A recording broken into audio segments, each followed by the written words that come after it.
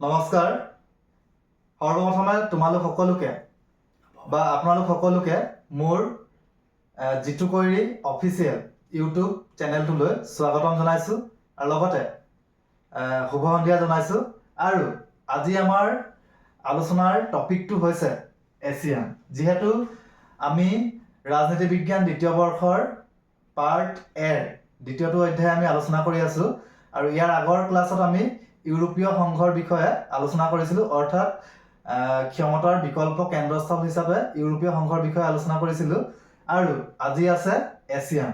আৰু এছিয়ান হৈছে বা মই প্ৰথমতে কৈছোঁ যে আমি ইয়াত কি কি আলোচনা কৰিম। প্ৰথম কথাটো হ'ল এছিয়ান মানে কি, আমি সেইটো আলোচনা কৰিব লাগিব। তাৰপৰা দ্বিতীয়তে আমি আলোচনা কৰিম এছিয়ানৰ সম্পূৰ্ণ ৰূপ, এছিয়ান কেতিয়া গঠন হৈছিল, বা এছিয়ান ডে বা এছিয়ান দিৱস কেতিয়া পালন কৰা হয়, এছিয়ানৰ উদ্দেশ্য লক্ষ্য, এই গোটেইখিনি বা এছিয়ানৰ মূল স্তম্ভ কেইটা কি কি, এই গোটেই দিশবিলাক আমি আজিৰ এটা ক্লাছত আমি আলোচনা কৰিম। তো তোমালোকে হাতত কলম বহি লৈ লোৱা, লিখি যাবা। মই বৰ্ডত লিখি যাম, তোমালোকে লিখি যাবা, বা মই কৈ যাম তোমালোকে লিখি যাবা। ঠিক আছে? তো আমি এতিয়া ক্লাছটো আৰম্ভ কৰোঁ। তো প্ৰথম কথা হ'ল এছিয়ান কি। এতিয়া এছিয়ান হৈছে এটা আঞ্চলিক সহযোগিতা সংস্থা, অৰ্থাৎ এছিয়ানৰ ফুল ফৰ্মটো হৈছে এছ'চিয়েশ্যন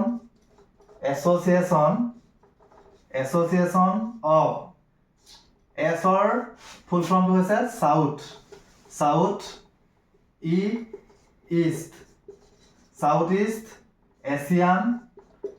ইষ্ট এছিয়ান নেশ্যনছ। তো এছিয়ানৰ আমি ফুল ফৰ্মটো কি পালোঁ? Association of south east Asian nations. অৰ্থাৎ আমি পৃথিৱীখনক যদি আমি ভাগ কৰোঁ তেতিয়াহ'লে সাউথ ইষ্টত দক্ষিণ পূবত যিবিলাক ৰাষ্ট্ৰ আছে, এনেকুৱা নহয় যে গোটেই ৰাষ্ট্ৰবিলাক এছিয়ানৰ অংশীদাৰ আছিল তেনেকুৱাও নহয়, বা অন্তৰ্ভুক্ত আছিল তেনেকুৱাও নহয়। এছিয়ানৰ অন্তৰ্ভুক্ত আছিল কেইখনমান ৰাষ্ট্ৰ, বা সাউথ ইষ্টৰ কেইখনমান ৰাষ্ট্ৰই লগ লাগি এটা আঞ্চলিক সংগঠন গঠন কৰিছিল, আৰু সেই সংগঠনটোৰ নাম হৈছে এছিয়ান। আৰু এছিয়ানৰ মূল লক্ষ্যটোৱে হৈছে যে সাউথ ইষ্টত থকা ৰাষ্ট্ৰবিলাকৰ মাজত অৰ্থনৈতিক উন্নতি সাধন কৰা, লগতে এই সাউথ ইষ্টত থকা ৰাষ্ট্ৰবিলাকৰ মাজত সহযোগিতা বৃদ্ধি কৰা। ঠিক আছে? তো এছিয়ান মানে আমি কি গম পালোঁ? প্ৰথমটো আমি কি গম পালোঁ যে এছিয়ান হৈছে এটা আঞ্চলিক সহযোগিতা সংস্থা, আৰু এছিয়ানৰ উদ্দেশ্য হৈছে এই সদস্য ৰাষ্ট্ৰবিলাকৰ মাজত বৈদেশিক বা অৰ্থনৈতিক ৰাজনৈতিক সকলো ক্ষেত্ৰতে সহযোগিতা বৃদ্ধি কৰা, বা সকলো সদস্য ৰাষ্ট্ৰক সমানে আগুৱাই লৈ যোৱাটোৱে হৈছে এছিয়ানৰ মূল উদ্দেশ্য। ঠিক আছে? তো এতিয়া আমি গম পাব লাগিব যে এছিয়ান কেতিয়া গঠন হৈছিলে। এতিয়া এছিয়ান গঠন হৈছিলে 1967 চনৰ 8 আগষ্ট তাৰিখে। 1967 চনৰ 8 আগষ্ট তাৰিখে এছিয়ান নামৰ এই আঞ্চলিক সহযোগী সংস্থাটো গঠন হৈছিল। আৰু এই যে 8 আগষ্ট তাৰিখে যে এছিয়ান গঠন হৈছিল, সেইকাৰণে এই 8 আগষ্ট তাৰিখটো এছিয়ান দিৱস হিচাপে পালন কৰা হয়। অৰ্থাৎ গঠনৰ সময়ৰ পৰা 8 আগষ্ট তাৰিখটো এছিয়ান দিৱস হিচাপে উদযাপন কৰি অহা হৈছে। তো প্ৰশ্ন আহিব পাৰে যে এছিয়ানৰ সম্পূৰ্ণ ৰূপটো কি। ছেকেণ্ডত প্ৰশ্ন আহিব পাৰে যে এছিয়ান কেতিয়া গঠন হৈছিল। তাৰ পৰা থাৰ্ডত আহিব পাৰে যে এছিয়ান দিৱস হিচাপে কোনটো তাৰিখে উদযাপন কৰা হয়। তো এছিয়ান গঠন হৈছিল 1967। এছিয়ানৰ ফুল ফৰ্ম হৈছে association of south east Asian nations, আৰু এছিয়ান গঠন হৈছিল 8 আগষ্ট তাৰিখে, 1967 চনৰ 8 আগষ্ট তাৰিখে, আৰু সেই তেতিয়াৰ পৰা জন্মলগ্নৰে পৰা 8 আগষ্ট তাৰিখটো এছিয়ান দিৱস হিচাপে উদযাপন কৰি অহা হৈছে। তো এতিয়া আছে যে এছিয়ান কোনখন ঘোষণাপত্ৰৰ জৰিয়তে গঠন হৈছিল। প্ৰশ্ন আহিব পাৰে যে এছিয়ান কিমান চনত গঠন হৈছিল, আৰু লগতে কোনখন ঘোষণাপত্ৰৰ জৰিয়তে এছিয়ান গঠন হৈছিল। তো এছিয়ান গঠন হৈছিল বেংকক ঘোষণাপত্ৰৰ জৰিয়তে, BANKOK, বেংকক ডিক্লেৰেশ্যন বা বেংকক ঘোষণাপত্ৰৰ জৰিয়তে 1967 চনৰ 8 আগষ্ট তাৰিখে এছিয়ান গঠন হৈছিল। এইটো প্ৰশ্ন আহি থাকে ইভাগে বেলেগ পৰীক্ষাবিলাকতো আহে আৰু আমাৰ তাৰমানে ছেকেণ্ড ইয়াৰটো কেতিয়াবা অহা দেখা যায় ঠিক আছে এতিয়া আমি গম পাব লাগিব যে এছিয়ানৰ সদস্য ৰাষ্ট্ৰ কোনবিলাক বা এছিয়ান কেইখন সদস্য ৰাষ্ট্ৰক লৈ গঠন কৰা হৈছে তো আমি যদি চাবলৈ যাওঁ তো এছিয়ান গঠনৰ সময়ছোৱাত 5খন সদস্য ৰাষ্ট্ৰ আছিল অৰ্থাৎ কেতিয়াবা প্ৰশ্ন আহিব পাৰে যে এছিয়ানৰ সদস্য ৰাষ্ট্ৰৰ সংখ্যা কিমান তো আমি যদি চাবলৈ যাওঁ তেতিয়াহ'লে এছিয়ানৰ সদস্য ৰাষ্ট্ৰৰ সংখ্যা হৈছে 10খন কিন্তু 2025 চনৰ মতে যদি আমি চাবলৈ যাওঁ তেতিয়াহ'লে বৰ্তমান এখন বাঢ়িছে ঠিক আছে তো প্ৰশ্ন আহিব পাৰে যে এছিয়ান গঠনৰ প্ৰতিষ্ঠাপক সদস্য ৰাষ্ট্ৰ দুখনৰ নাম লিখা বুলি আহিব পাৰে বা কেতিয়াবা প্ৰশ্ন এনেকৈও আহিব পাৰে যে এছিয়ানৰ দুখন সদস্য ৰাষ্ট্ৰৰ নাম লিখা তো যেতিয়া আহিব যে প্ৰতিষ্ঠাপক সদস্য ৰাষ্ট্ৰ তো প্ৰতিষ্ঠাপক সদস্য ৰাষ্ট্ৰ আছিলে 5খন প্ৰথমটো হৈছে ইণ্ডোনেছিয়া প্ৰথমটো প্ৰতিষ্ঠাপক সদস্য ৰাষ্ট্ৰ হৈছে ইণ্ডোনেছিয়া দ্বিতীয়টো হৈছে মালয়েছিয়া তৃতীয়টো হৈছে ফিলিপাইন 4 নম্বৰটো হৈছে ছিংগাপুৰ আৰু পঞ্চমটো প্ৰতিষ্ঠাপক সদস্য ৰাষ্ট্ৰ হৈছে থাইলেণ্ড যেতিয়া প্ৰতিষ্ঠাপক বুলি প্ৰশ্নটো আহে তেতিয়া কিন্তু আমি এই 5খন সদস্য ৰাষ্ট্ৰৰ ভিতৰতে আমি লিখিব লাগিব তো প্ৰথমটো হৈছে ইণ্ডোনেছিয়া দ্বিতীয়টো হৈছে মালয়েছিয়া তৃতীয়টো হৈছে ফিলিপাইন 4 নম্বৰটো হৈছে থাইলেণ্ড আৰু পঞ্চমটো হৈছে ছিংগাপুৰ তো এছিয়ান গঠন কৰাৰ সময়ত এই 5খন সদস্য ৰাষ্ট্ৰ আছিলে কিন্তু পিছত আৰু 5খন সদস্য ৰাষ্ট্ৰ আছিলে তাৰে এটা হৈছে ব্ৰুনেই 1984 চনত মানে এছিয়ানৰ লগত অন্তৰ্ভুক্ত হৈছিলে তাৰ পৰা আছে ভিয়েটনাম এছিয়ানৰ লগত সংযোগ হৈছিলে 1995 চনত তাৰ পৰা আছে লাওপিডিয়াৰ 1995 চনত ম্যানমাৰ 1997 চনত কম্বোডিয়া 1999 চনত আৰু এতিয়া ৰিসেন্ট 2025 চনৰ 25 অক্টোবৰ তাৰিখে এছিয়ানৰ লগত আৰু এখন ৰাষ্ট্ৰ সংযোগ হৈছে সেই ৰাষ্ট্ৰখন হৈছে টিমোৰ লেষ্ট ঠিক আছে তো বৰ্তমান প্ৰশ্ন আহিব পাৰে যে বৰ্তমান এছিয়ানৰ সদস্য ৰাষ্ট্ৰৰ সংখ্যা কিমান সেইটো প্ৰশ্নত আমি উত্তৰ লিখিব লাগিব 11খন প্ৰতিষ্ঠাপক সদস্য ৰাষ্ট্ৰ কিমান সেইটো আহিলে আমি লিখিব লাগিব 5খন ঠিক আছে কেতিয়াবা প্ৰশ্ন তেনেকৈও আহিব পাৰে তাৰ পৰা ইয়াতটো আমি এতিয়া যি 11খন ৰাষ্ট্ৰৰ নাম ক'লো তাতটো ইণ্ডিয়াৰ নাম নাই তো 1 নম্বৰ কাৰণে প্ৰশ্ন এটা প্ৰায় আহি থাকে যে ভাৰত এছিয়ানৰ সদস্য ৰাষ্ট্ৰ হয় নে নহয় তো আমি ইতিমধ্যে গম পাইছো যে নহয় ঠিক আছে এছিয়ানৰ লগত ভাৰতে এটা সুসম্পৰ্ক স্থাপন কৰি আছে প্ৰথম অৱস্থাৰ পৰা ঠিক আছে কিন্তু এছিয়ানৰ সদস্য ৰাষ্ট্ৰ নহয় সেইটো 1 নম্বৰ কাৰণে প্ৰায় আহি থাকে যোৱা বছৰো আহিছিলে তাৰ পৰা আহিব পাৰে যে এছিয়ানৰ হেডকোৱাৰ্টাৰ ক'ত আছে অৰ্থাৎ মুখ্য কাৰ্যালয় ক'ত আছে এছিয়ানৰ মুখ্য কাৰ্যালয় ক'ত আছে তো এছিয়ানৰ মুখ্য কাৰ্যালয় আছে ইণ্ডোনেছিয়াৰ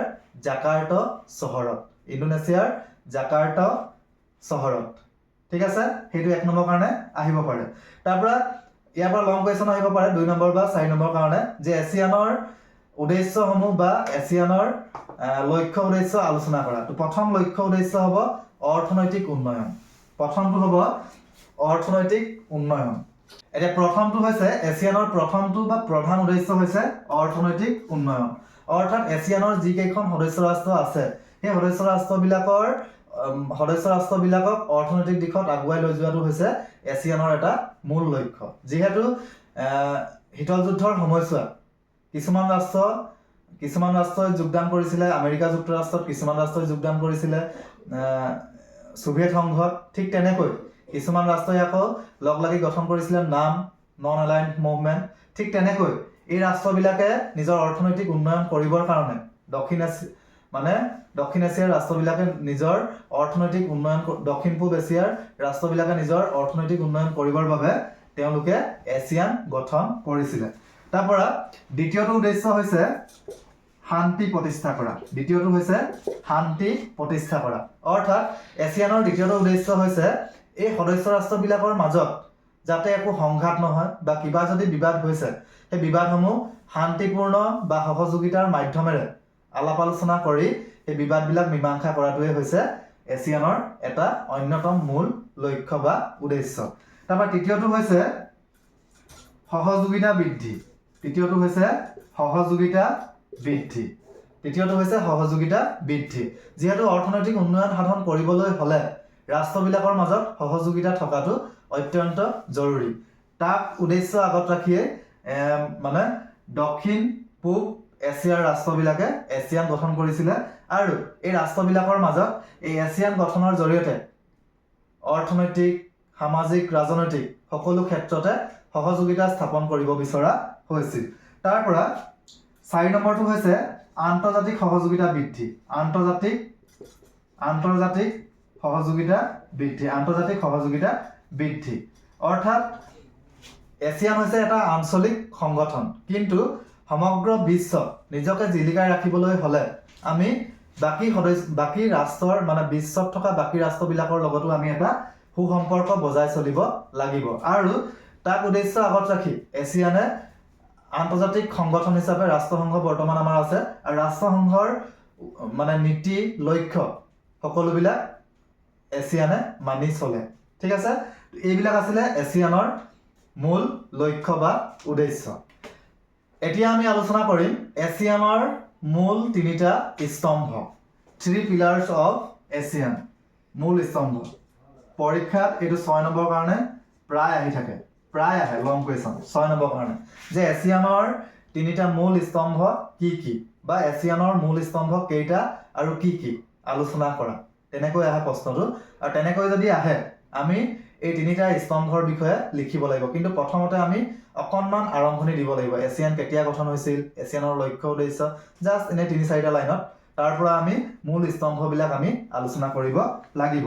তো প্ৰথম মূল স্তম্ভটো হৈছে এছিয়ান নিৰাপত্তা পৰিষদ। এছিয়ান নিৰাপত্তা পৰিষদ। এছিয়ান নিৰাপত্তা পৰিষদ। দ্বিতীয়টো হৈছে এছিয়ান অৰ্থনৈতিক পৰিষদ। এছিয়ান অৰ্থনৈতিক পৰিষদ। এছিয়ান অৰ্থনৈতিক পৰিষদ। তৃতীয়টো হৈছে এছিয়ান সামাজিক সাংস্কৃতিক পৰিষদ। সামাজিক সাংস্কৃতিক পৰিষদ। এছিয়ান সামাজিক সাংস্কৃতিক পৰিষদ। এতিয়া কথাটো হ'ল এই 3টা পইণ্ট আমি বহলাই লিখিব লাগিব। আৰু কাৰোবাক যদি মানে এই 3টা পইণ্ট মই এতিয়া বহলাই ক'লে মানে ভিডিঅ'টো বহুত দীঘলীয়া হৈ যাব, সেই হেতুকে কাৰোবাৰ যদি নোটৰ প্ৰয়োজন হয় তেন্তে তোমালোকে মোৰ লগত ইনষ্টাগ্ৰামত কণ্টেক্ট কৰিব পাৰা। ইনষ্টাগ্ৰাম আইডিটো হৈছে জিতু কৈৰী। ঠিক আছে, আৰু মোৰ নোট বনাই থোৱা আছে, দৰকাৰ হ'লে মই দি দিব পাৰিম। ঠিক আছে, আৰু ইয়াৰ পৰা আৰু এটা ইম্পৰ্টেণ্ট প্ৰশ্ন আহে যে এছিয়ান ৰিজনেল ফৰাম কেতিয়া গঠন হৈছিল। এছিয়ান ৰিজনেল ফৰাম এই এছিয়ান নিৰাপত্তা পৰিষদৰ অধীনত এছিয়ান ৰিজনেল ফৰাম 1994 চনত গঠন হৈছিল। এইটো প্ৰশ্ন 2024 চনত আহিছিলে। Asian regional forum ARF Asian regional forum কেতিয়া গঠন হৈছিল? 1994 চনত। কিন্তু বহুতে এটা ভুল কৰে যে বহুতে ভাবি লয় যে এছিয়ানৰ কথা সুধিছে চাগে 1967 লিখি দিয়ে। যদি কেৱল এছিয়ান বুলি আহে তেতিয়া আমি 1967 লিখিব লাগিব। কিন্তু ARF ফুল ফৰ্মটো হৈছে এছিয়ান ৰিজনেল ফৰাম, আৰু সেইটো যদি প্ৰশ্ন আহে তেতিয়াহ'লে আমি কিন্তু 1994 লিখিব লাগিব। ঠিক আছে, আজিৰ ভিডিঅ'টো আমি ইমানতে সামৰণি মাৰিছোঁ। ধন্যবাদ।